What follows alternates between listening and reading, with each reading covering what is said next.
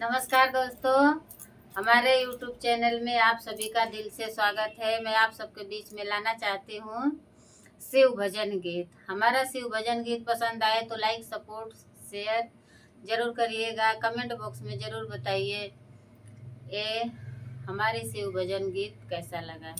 फुल आवाज करके जरूर आप लोग सुनिएगा। एक बार पसंद आए तो एक लाइक जरूर कर देना।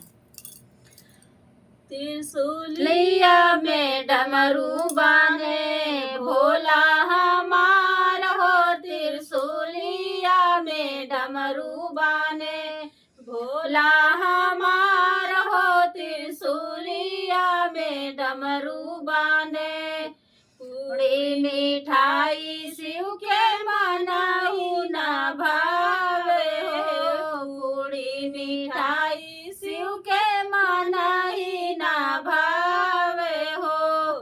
भांग धतूरिया पे भांग धतूरवा पे राख फरहार हो। त्रिशूलवा में डमरू बाने भोला हमार हो। त्रिशूलिया में डमरू बाने भोला हमार हो। त्रिशूलिया में डमरू बाने हाथी घोड़ा शिव के मनाऊ ना भावे हो।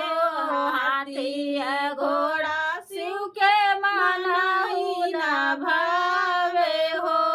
नंदी गयलिया पे नंदी के बिटिया पे भैया सवार हो। त्रिशूलिया में डमरू बाने भोला हमार हो। त्रिशूलिया में डमरू बाने भोला हमार हो। त्रिशूलिया में डमरू बाने महलाया टारी शिव के मनाऊ ना भावे हो। महलाया टारी शिव के मनाऊ ना भावे हो।